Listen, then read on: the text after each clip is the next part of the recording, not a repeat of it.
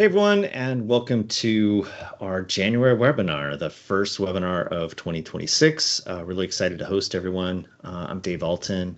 I'll get on and do my normal introductions here in a minute. We're just going to give a couple of minutes for people to get in here and so that everyone can get settled. I'll be back momentarily. All right, welcome back everyone. Like I said, my name is Dave Alton. I'm the Chief Technology Officer here for Strategic Information Resources, or Sirinc, as most people know us. And today we're going to talk about what changes are happening in 2026 around AI, cybersecurity, and IT support, and maybe a few things that generally shouldn't be changing in 2026. So Sirinc is a managed service provider. That means we manage IT for a lot of smaller businesses. Generally, we have about 150 clients. We have clients all over the states, primarily based out of the Los Angeles area. We have a team of 16 solutionists that their job is to make sure tech works and that communication is the foundation of everything we do. I myself, I've been an IT executive for way too long now, and have been the CTO here at Sirinc for about 10 years almost. I also have held various chair roles at GTIA, which is a industry association focusing mainly around cybersecurity. I do a ton of consulting for small businesses to make sure that their IT is translating into business results, as well as looking at newer technologies that they might be able to implement and be more effective, do things cheaper or faster. I also happen to be a maker, so I've got 3D printers and laser etchers and woodworking tools, and enjoy tinkering in my garage whenever I can. And I happen to be the proud father of a 14-year-old baseball player who started his freshman year playing baseball. He pitches and plays the outfield a little bit.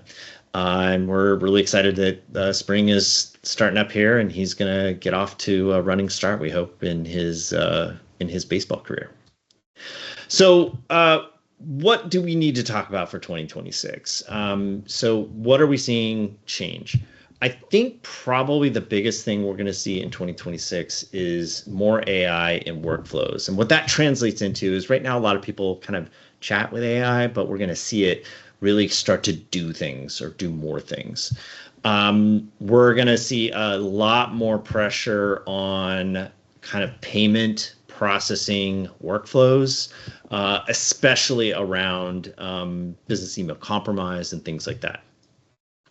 We're also expecting to see more IT response and communication for support, for just general IT support and how we do that.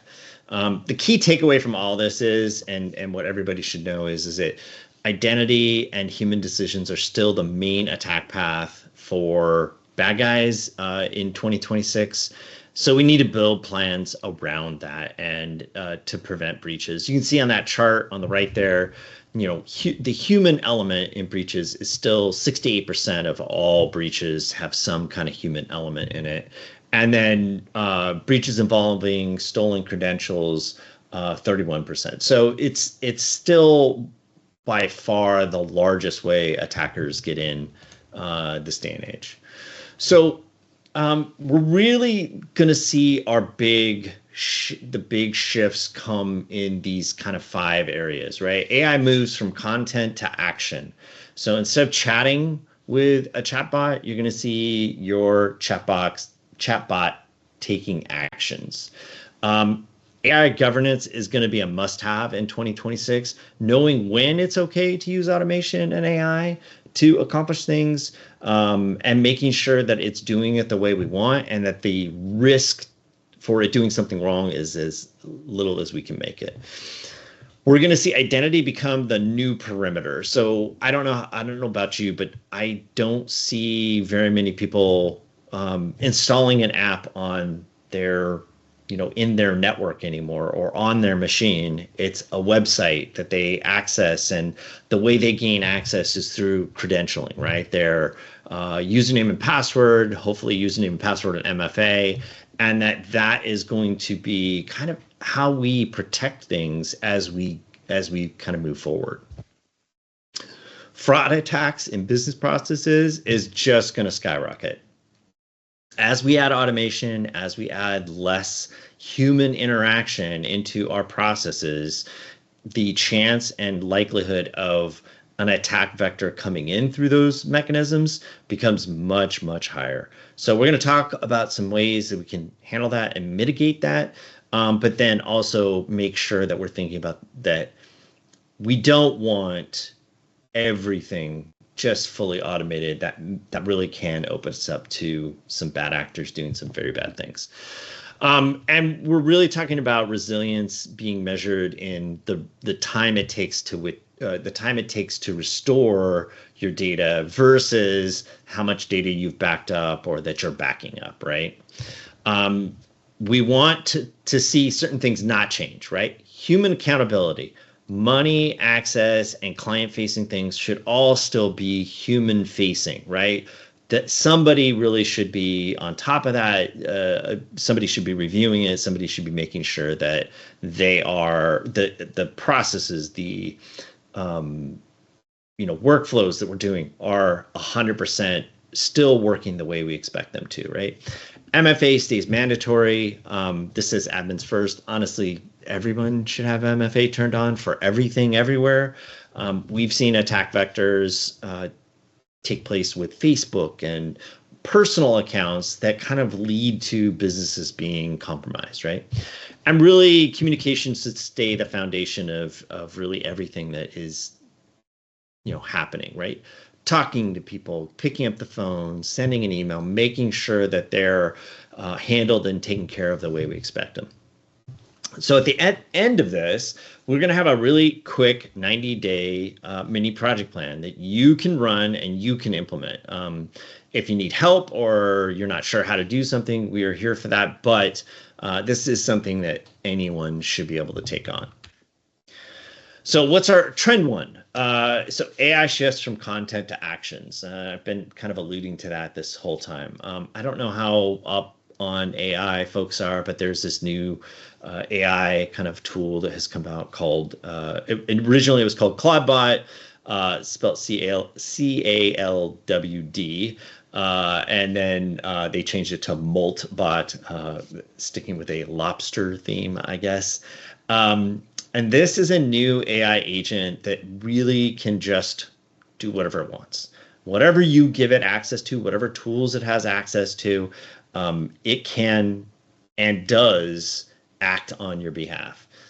People have bought cars with it. People have booked travel with it. People are automating workflows with it. All kinds of things. Now, it's really cool to see. It's really, really awesome to see it advance. People are not recognizing the risk of that type of access for an AI. And something that has that a level of autonomy to go out and use tools like you would, like a human would. So there are some risks to that. But we're definitely seeing this.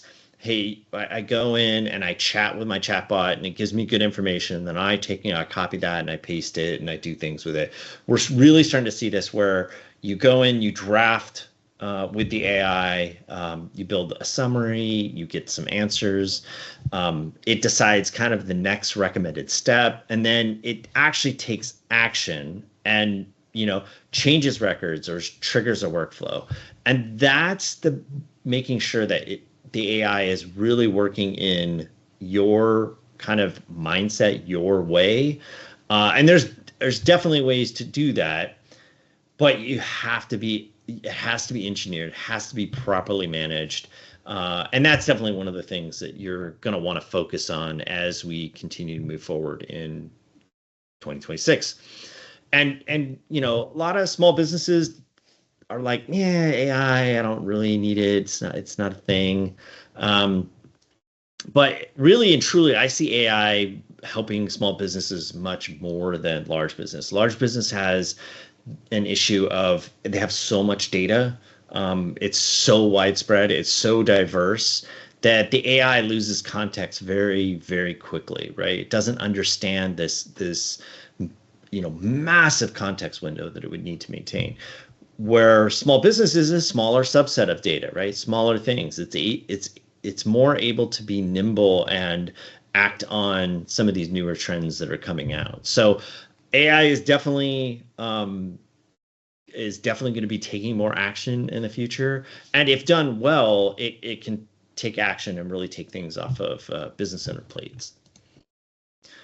So what shouldn't change? You really still need to have humans in the loop. You've got to make sure that people are paying attention to, what the AI is doing.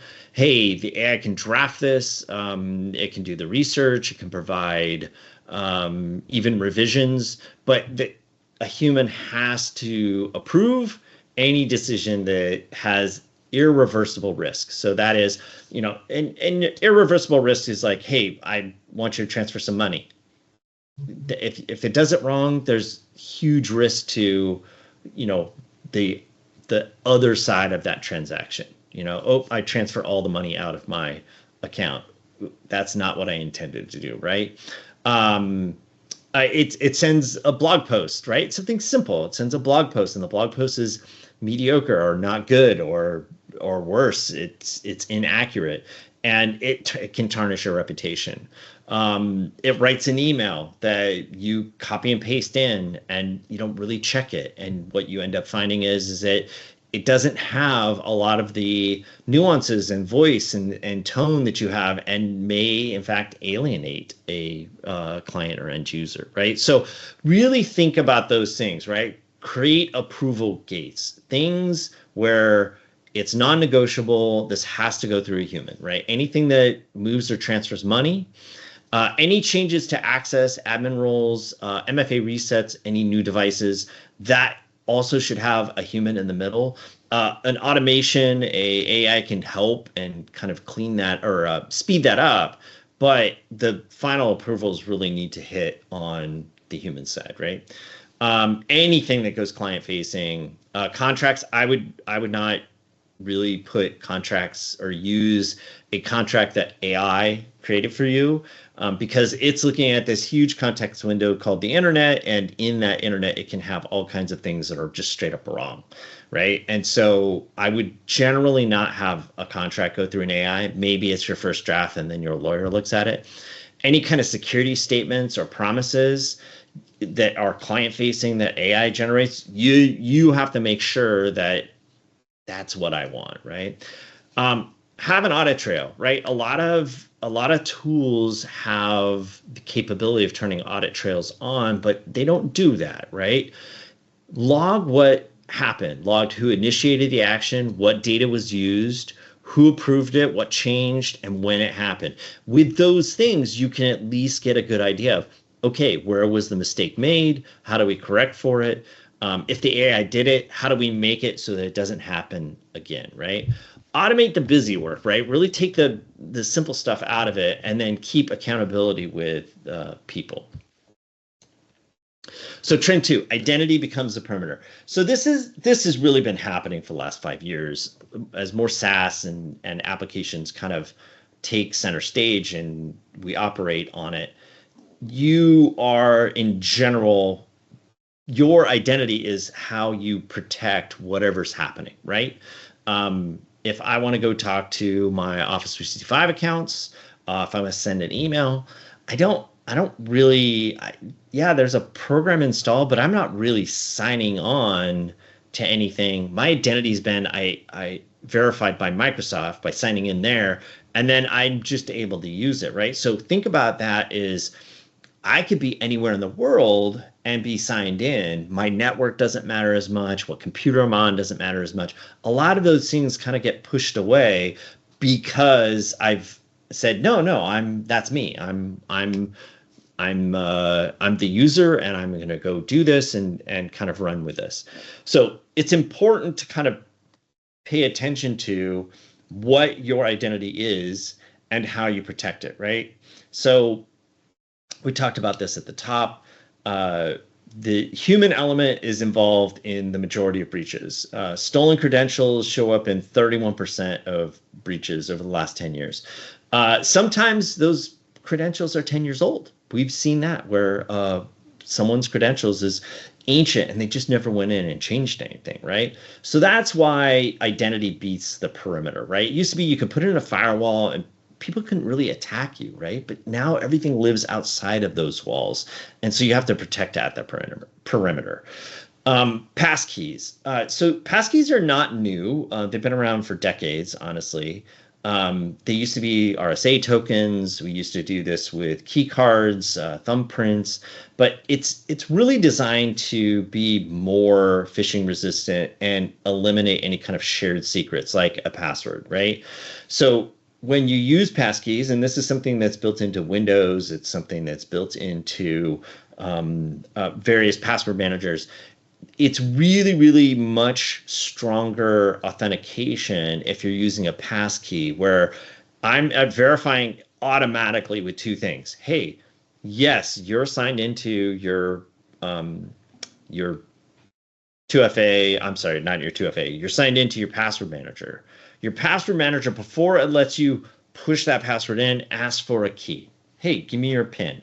That PIN is super simple to remember. It's really, really easy and straightforward. But that PIN then triggers a larger security key to be exchanged with your password manager. And now your password manager says, hey, I know this guy and I verified him. We'll go ahead and let this password be used to sign in, or we'll let this authentication from my passkey say, I've verified identity, you can move forward. Think of it like an OAuth when Microsoft says, hey, are you really Dave? And you have to sign in. It's similar, but it's more in your control. And so a password manager is really, really good and something that you should manage. 2FA is still mandatory with everything, in my opinion, as I said at the top. But if you have admin credentials, you have an admin role, you should have MFA turned on for everything, right? Because you are potentially the leak that gets the bad guy access to your entire network in some way, shape, or form.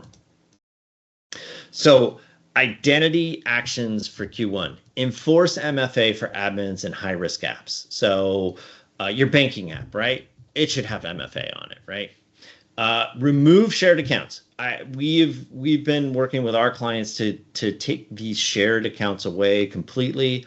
And for the most part, we've been successful. But if you have people that are sharing accounts, it's not a good idea. Go ahead, take the time it takes to get those accounts to be separated and have unique username and passwords for every single account that you sign into. So if your bank you're signing into your bank and you need to share that password with others because your bank only allows one sign-on, and there are multiple people that need to go in and do work, find a way to kind of like build in some trust. Use a password manager. The password, I have to know my username and password to get to that password, but the password manager keeps the secret and moves that forward.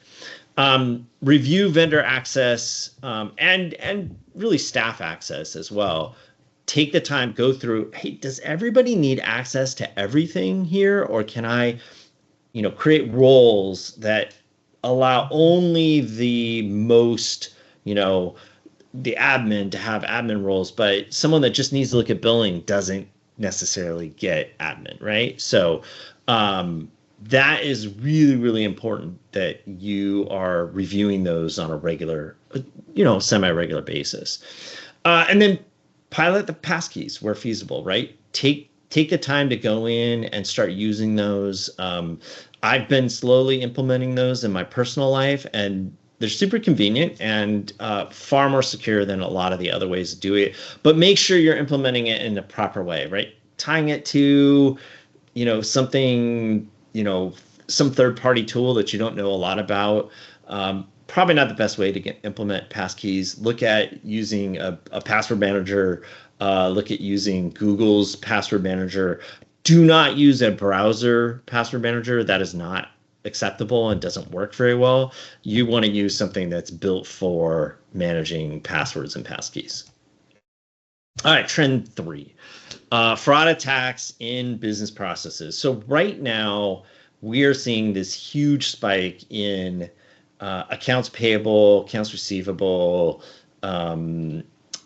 financial transactions that even in payroll, we're seeing this, where it is really, really easy for someone to get in the middle of a process somehow, whether that be with business email compromise, an automated workflow, an AI attack. Like there's a bunch of different ways that an attacker can get in to this process and workflow. But there's some really super simple ways to take and make sure that the bad guys, maybe they got in, but they don't get your money, right?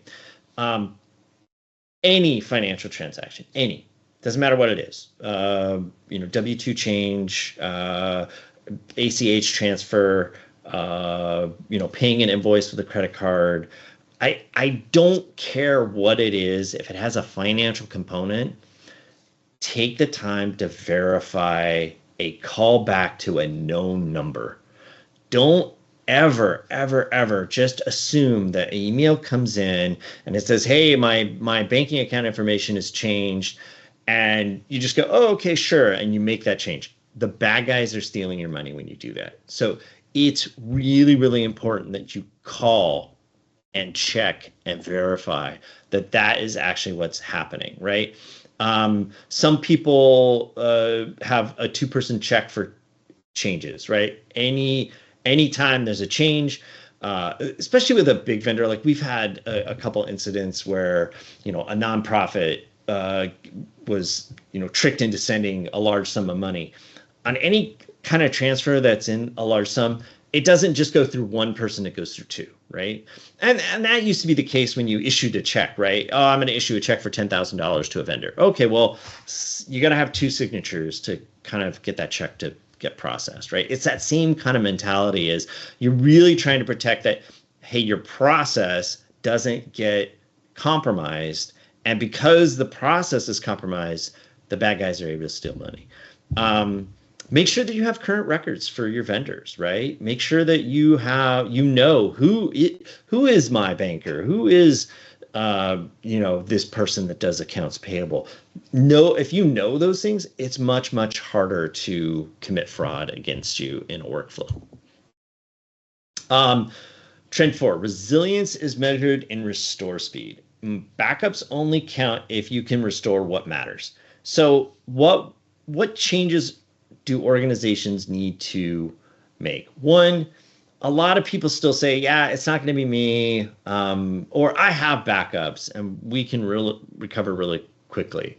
But a lot of times what people don't recognize is that, yes, a backup is really good to have, and it's important. But if you're not testing it on a semi-regular basis, at least at minimum once a year, really should be once a quarter. If you're not testing it to make sure that you can restore in a catastrophic event, you don't really know, right? Until sometimes it's too late. You also understand how to do it, right? Like restoring backups is not something you should do or you should need to do every day. So the process, the procedure, it can be tricky. It can be hard. You don't necessarily know how to do it every single time. So knowing how to do it, knowing that what it takes to restore is really, really important. The other thing is, and what a lot of people don't recognize is that when we're in a security event, oftentimes your law enforcement, your insurance, your IT will tell you, hey, we can't do anything until we go in and do forensics. Sometimes forensics can take 7 days, 8 days. Sometimes you have to get new hardware because it's been bricked in an attack. Sometimes you are locked out of systems that you need to get into other systems. And all of those things can add time to your restore process. So it's not just about backups. It's about a lot of other things too. So make sure that you have a recovery plan. Make sure that people know what that recovery plan is and what the communication plan is. Make sure they know the order of things and stuff like that. You should have an air gap backup. Air gap backup just means it's not connected to any networks. I can tell you we have not had to use them often, but when we need them, they're really, really important to the process. So something that you back up once a day and you take out and you take it home and it's offsite and not anywhere connected to electronically. We're going to see support evolve over the coming months and weeks. We're going to see more automation, and our clients are expecting faster response times, right? You should still make communication the top priority, but it's no longer going to be about, hey, tickets drive the work that needs to be done. It's really what the outcome needs to be, right? We're not going to be reactive. We need to be proactive in prevention and automation. We'll look into it, right? You got to have a really fast triage process and a way to prioritize things. And AI can help with a lot of that, right? Support is a cost. Support should never be seen as a cost. It should be seen as reliability, right? And if your IT partner can't explain that clearly, it just won't get adopted, right? Or if your internal IT person can't explain how they're making the business better by what they do, then it's very likely you don't have the right IT partner working with you. So here's your 90-day mini project plan. We also have a handout that comes with this. So if you would like that handout, feel free to email info@sirinc.com. And just say, you want your 90-day mini project plan, and we'll kind of send you this. But basically, in week 1 and 2, you really want to focus on baseline and guardrails. So inventory your AI tools, inventory your data paths, look at the rules that are set up around data review, approved tools, and then set support update standards, right? Really what we're doing at this point is we're just figuring out what is our baseline, right? And so that's going to be kind of your AI inventory and 1 page of AI rules. In weeks 3 and 4, we're going to lock stuff down. We're going to lock the identity down. We're going to make sure that your admin has MFA everywhere. We're going to remove shared accounts, right? And create a least privilege review for key applications. Make sure that your MFA coverage is ubiquitous, right? It's on everything. And then make sure that people that have admin really need admin. A lot of times it's convenient, right? We throw admin on, certain things because it fixes this problem. That's not really the right way to go about it. You want to find and make sure that the right admin people have the right roles and things like that. Weeks 5 through 8, we're going to stop fraud and prove recovery, right? Any kind of payment change, there's a callback policy. Make sure you go through and do vendor access reviews, right? Make sure you know what your vendors have access to in your systems, right? And test one restore. Just restore one file. At least you know that the file is able to be restored. We actually take a little bit different approach with our clients. We do what are called sure backups. And that's where our systems go in, they restore automatically, they make sure that they can bring up all the systems in a test environment, and then it shuts everything down. And that's kind of our automated way, and that happens every month. And then once a quarter, we do the same kind of thing, except we fire up those machines, we get on them, we make sure that we can work with them. So you should be doing some version of that on a regular basis. And then operationalize it all, right?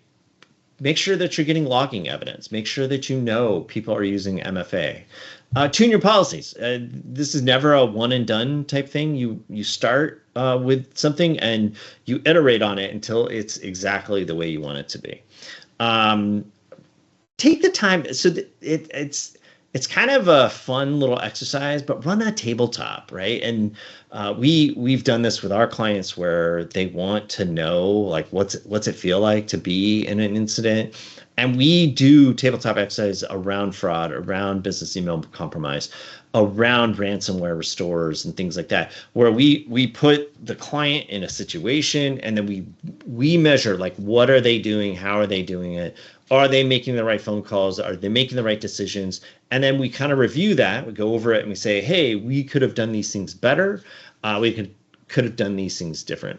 So it's really, really important to kind of take that approach of, hey, what are we going to do when it happens? And then let's make sure that we practice that. Because I'm telling you, when you're in the middle of an event and you're dealing with everything, a lot of times it's hard to think of the right things to do. So having it written down, having gone through it, and a tabletop exercise makes that less of a problem. So again, there are ways to enhance cybersecurity. We take the time to really make your tech work for you. We keep your people and profits protected and secured. Everything we do has a cyber first mindset. We build relationships that matter, and then we help your team take advantage of our solutionists, right? We find solutions for business problems. And that's really what we're built around and what we do. This covers the handouts. I think we talked through that a little bit. And then I open it up to questions here. I don't see any in the Q&A, but again, if you do have a question, or there was something that maybe didn't make sense and you're watching this later, by all means, email info@sirinc.com. So if you want to try and piece this together yourself, I think I've given you kind of the overview enough to kind of get a good feel for how to DIY this and make this your own. But if you're also one of those people that's like, listen, I don't have the time to figure this out. I need somebody that really understands this and can take and run with this, rather than me having to make all the decisions and decide everything out. That's what we're here for. That's what we do. We're really good at it. We're really good at making sure that our clients are taken care of and they know what we're doing. Communication truly is the foundation of everything we do, and we would love to help you if we can. So if you don't want to wait until the next time I do one of these webinars, take a minute, go to our this link here, and make sure that you book a cybersecurity strategy session. We also do these for AI, so if you wanted an AI strategy session, we can do that as well. And reach out.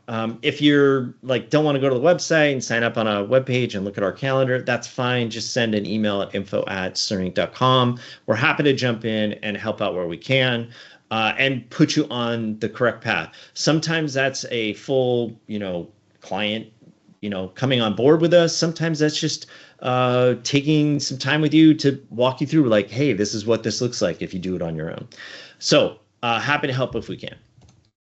I want to thank you again. Here's a link for if you wanted to book a strategy session with us, and we look forward to next month. Have a great one, everybody. Have a good weekend, and I hope everybody had a wonderful January.